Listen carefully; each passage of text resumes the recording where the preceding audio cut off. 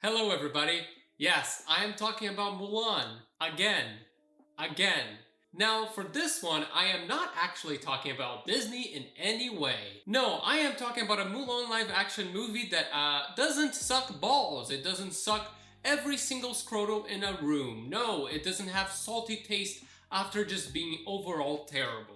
This is Matchless Mulan, a much better movie by people that have souls, talent, skills, and not lazy as balls. What this movie had instead was passion, and brains, and creativity, and characters, and made me feel something that wasn't depression, and just wanting to embrace death. No, this movie made me smile, it made me happy, it made me, well, glad that this exists, because now I can tell people that they can watch a live action Mulan movie without having the overall sense of dread, knowing that people were suffering just 200 meters away from the set.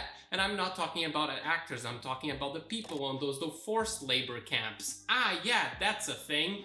I know, the more I know about the other movie, the more I want to watch literally anything else. And that's how I came to be with Matchless Mulan. This movie, well, it's not... I'm gonna shock you here. It's not a masterpiece of cinema. So that's why in this video, I'm gonna be doing things in a relative sense. Everything I'm gonna be saying is relatively speaking to the other one, which by comparison, yeah, everything this movie does is astounding and mind-blowing. Like, have a character and have Mulan be Mulan. So that was nice. With the budget, I'm gonna be adding things like editing, action, and scope because they all kind of tie within each other. And by that I mean they try to hide as much as they can the fact that they had no money whatsoever. They had probably a very small budget and a very small things they were able to do. They were able to make costumes that looked okay, rent some little sets, and run around and kick people. That's as much as their budget was allowed to do, and they did that fairly well. This is a movie that is brimming with the things that I love, which is somebody that is punching way too high with the things that they have right now. This is the equivalent of somebody duct taping a door with a faulty car and the car running smoothly after that. And for some reason, it is better than a movie that had everything going for it. Disney's Mulan and Matchless Mulan are in the complete opposite spectrum of productions. One couldn't have had more positives going for it in ways that they had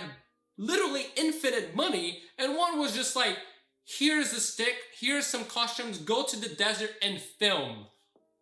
Action.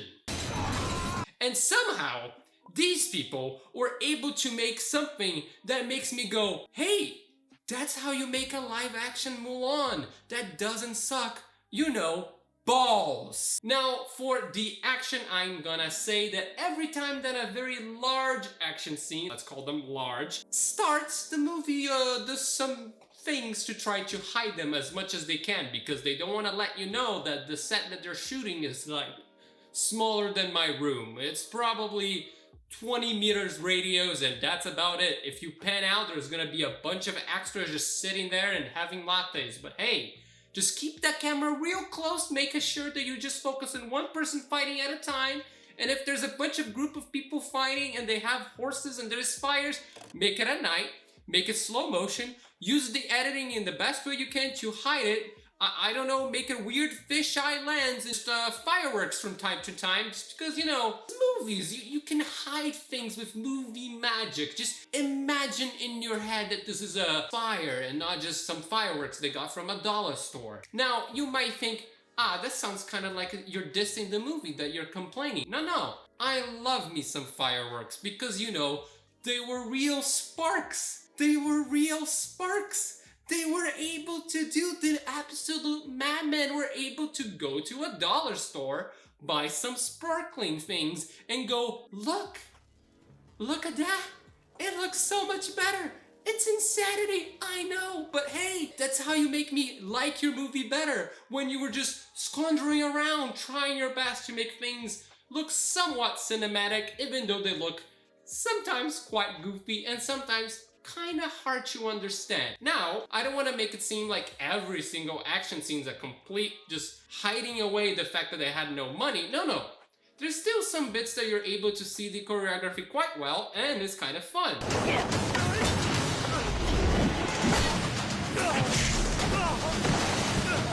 Also, they absolutely love, they have almost a weird fetish of people getting impaled by spears. Like really hard. So many people getting impaled by spears. You think there's not enough impalement in your movie? Matchless Mulan is made for you. This is like a spear a minute. Oh, is that character gonna get speared? Is there a spear in the screen? That character's getting speared because... Now, the editing is another thing that I appreciated because, kinda like the Disney Mulan, the first act is weirdly similar and also weirdly the same pace. Though this movie is an hour and a half and the other one is 2 hours, so that's odd. Also, this movie's space is something that I would like to call not pointless and aimless and has something resembling a structure, or at least something that looks like it's leading to something else. It doesn't look like an avalanche or a car crash or a train crash or something that caught fired and died. No, this movie is edited by normal people that don't have ADHD. The only times they have to cut is because probably something was in the shot that they were like, oh, we can't CGI that out.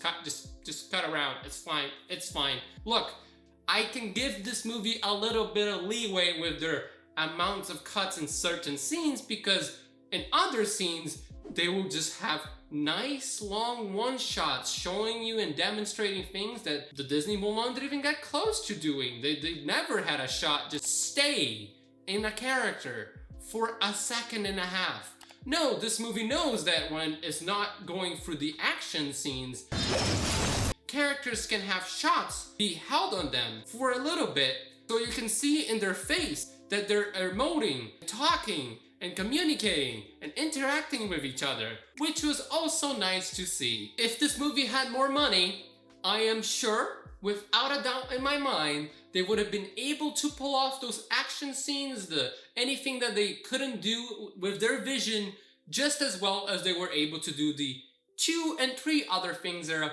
well, much better than the other one. I have to keep saying that because it's just shocking. It's just outstanding. I don't even understand myself, but hey, it's true. It is true. This movie's not written by lazy people that didn't use one cell of their brain. No, this movie is written tightly and well. Things that are set up are paid off. And the plot is clear and straightforward. And not always is that a good thing or a complaint, but they make sure that you at least understand what the hell the plot was supposed to be about with the premise. It's just, hey, war, it's pretty bad. It's not just people flipping around the war without any facial expressions. No, it's a thing that sucks ass. So we can have characters not being really happy about the fact they are in a war. Because, you know, they might die. Oh, hey, did you know there are consequences in this movie? Did you know that? What? You're able to make things have consequences and stakes in your movie? You're lying to me. Why are you lying? Why are you always lying to me? Stop lying to me, Mauricia. Oh my god. No, yeah, they don't show war as something that has 0 consequences whatsoever. They use their PG-13 fairly well by having blood and people getting speared like crazy all the time. The deaths in this movie are actually impactful because you care about characters. And when things get dark, things get dark. When things get light, things get light. And guess what? They actually fit together in a way that blends and doesn't feel out of place and completely from a different movie. I know, it's like if you write a good script that makes sense throughout, your movie is very, very much helped by that. It's not dragged to the drenches of hell. No, it's aided to a fairly competent movie. I know, it's, my god. Sorry, Every time I start talking about Matchless Mulan, I have Vietnam flashbacks of Disney's Mulan, and I just want to scream. In this movie, they made very clear and very obvious by not in an unsubtle way, they made it throughout the movie, establishing stakes and establishing characters and establishing consequences that Mulan joined the war to protect her family. And that's established, that is continuously established, that is not only established, but also developed. It's just very nice to see that Mulan is not just fighting because she wants to. No, she just does things because she's honorable. It's helpful that the movie just doesn't decide to randomly change main villains 90% of the way through. It doesn't go, hey, you know the person that is less of a threat and makes less sense thematically? Yeah, they're the villain now. Take that. Nope, the movie's like, yes, this is the villain we established. Yes, he's the main threat. There he is, he's being the main threat. In the end of the movie, he's still the main threat. He doesn't do a complete 180 and joins the good guys. And guess what? Guess what? Guess what? Come here. Come here. Come here. They use wire fu and they don't feel the need.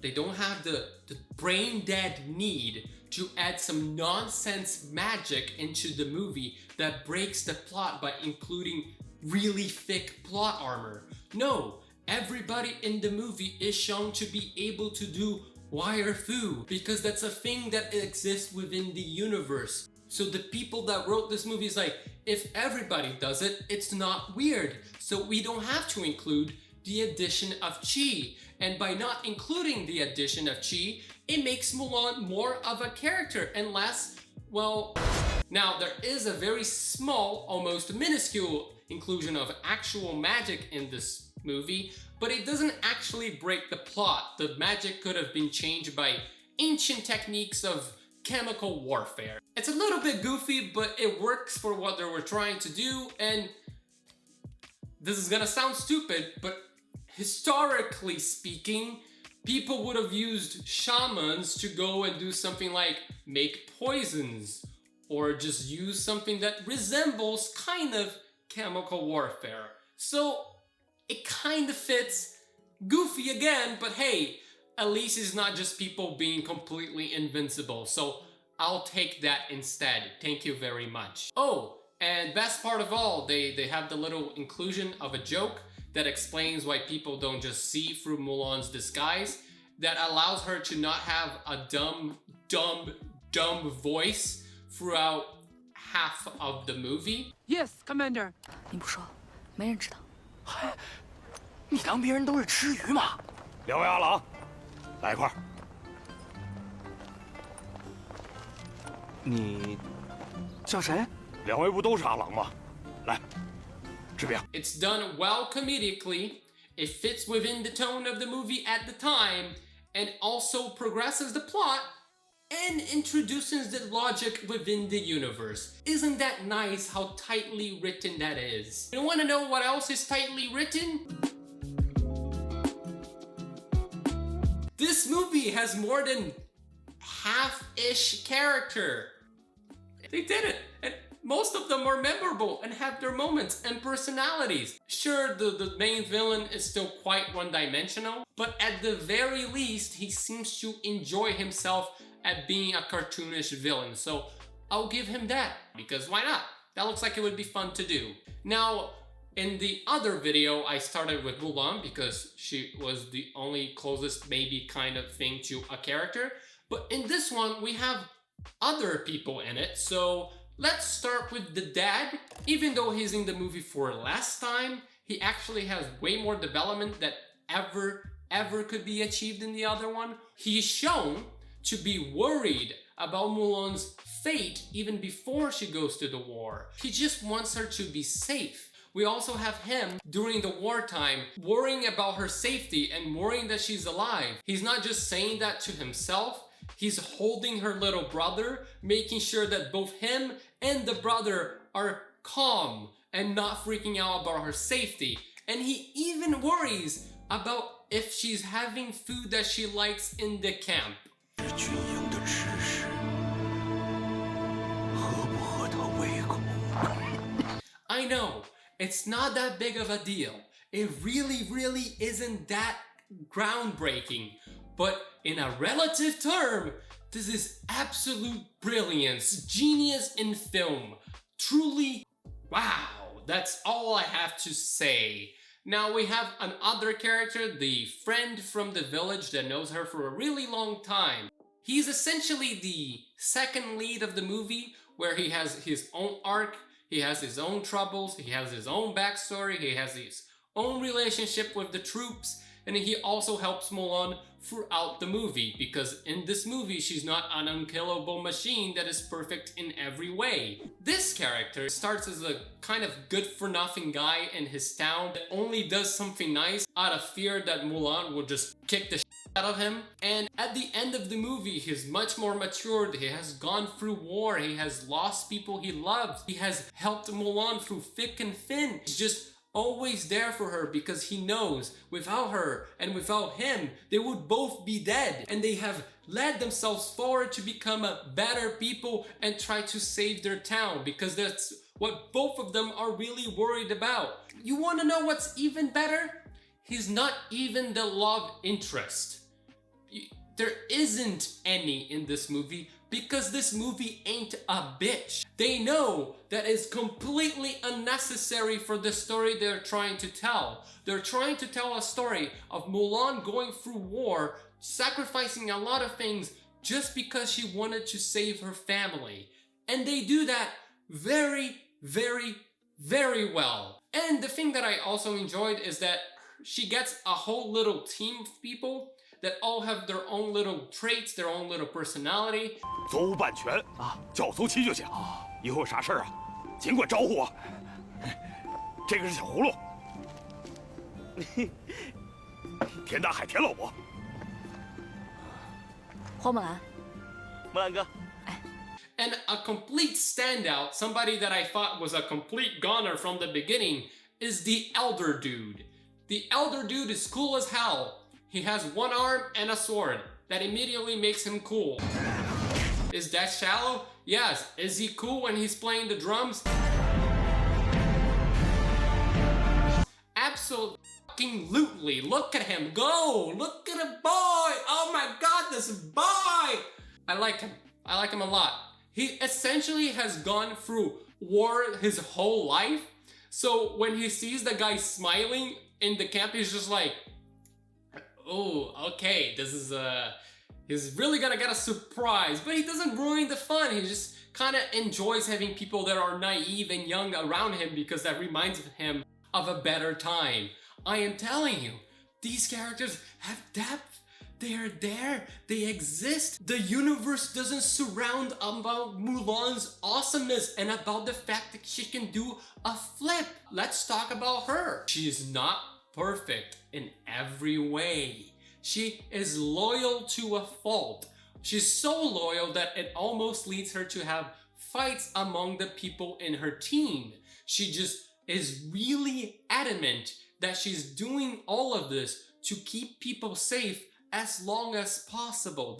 She doesn't want to just keep her family safe. She wants to keep families just like hers safe as well. She's shown, this is gonna sound absolutely bonkers to you, to care about what the enemies do to grieve the fallen guys that are in the war. 那这些柔软病的尸首，他们不收吗？ Because that's just the type of person she is. She doesn't do this to just murder as many people as possible. She doesn't even want to kill at the beginning of the movie. She goes out of her way to avoid killing enemy troops. Sure, that changes by the end of the movie, but by the end of the movie, she has been in war for a year. So no, she's started being less charitable about killing people because, you know, she might die otherwise. Also, something that I really appreciate is that she's shown to be interacting with her whole village. She's shown to be proud of some of the lady work that she does. The scene where she gets shown that she likes her town, that she is proud of some of her lady work, and shows some of her prowess in athleticism and fighting is all done in one scene. Not only in one scene, it's done in one nice shot that doesn't give you a headache by cutting at every possible second. Isn't that nice? She's literally, in this movie, shown to be loyal, brave, and true. And the true part about herself is irrelevant to her gender, which is way more progressive than the mouse's one. Because the only reason she even bothers revealing that she's a woman at, guess what, 80% of the way through the movie, because they know how pacing is important for that moment, is to inspire the troops to protect families. Because if a woman is willing to do it, you should too. Because back in the day, that probably would have been enough of a motivator. Because they're proud dudes. They're kind of honorable. So yes, as you can see, Mulan in this movie is so much more than a bored, vacant face that kills people by the thousands or whatever. Who cares? She is an actual character. This movie succeeds in that fact so much more. It's so embarrassing Disney even was willing to do what they did with Mulan. This movie has throat singing that immediately, automatically, with no doubt in my mind, makes this infinitely better than the other one. You wanna know why? Because throat singing is cool. Have you seen throat singers rap? It's crazy and sounds amazing. Also, what the throat singing leads to is the rest of the soundtrack. Because it's fitting to the movie, and it fits to the scenes, and it fits to the tone that they're going for in the scenes. It aids and enhances the movie when it has to, like a soundtrack should. Also, what this doesn't do is go through a Cronenberg-esque mutation of something else and just transforming and breaking bones and breaking through skin and just becoming an eldritch thing that goes through and becomes completely unrecognizable. Now for the conclusion, because I don't know how to end this video. This movie does everything, literally everything. Not one aspect of this movie is done worse than the one in the Disney one.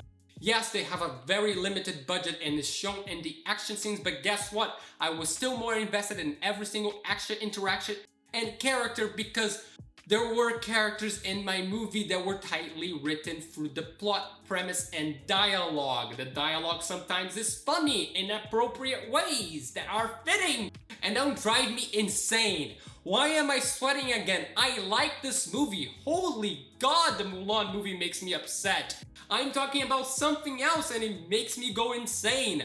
I know. And guess what? Best of all, this movie is completely, utterly free in YouTube. You can finish this video, don't leave, and then go watch that movie and enjoy yourself. Because guess what? This movie is actually enjoyable and not painful. The only thing I would recommend, perhaps, is to ignore the little blurb at the end that says, "Good job, Chinese army, we love you." This movie was made in China by a Chinese filmmaker. I'm guessing he didn't have much of a choice about either doing that or getting his teeth kicked in. So yeah, I don't entirely blame him. If you are wondering which live-action Mulan movie you should watch, did you skip to the end? What is wrong with you? Watch this one. You will have more excitement with the characters, you will enjoy the writing better, there are actual jokes that make sense and are fitting, there's goddamn throat singing, don't ask for more, you're getting greedy, this is the end, goodbye.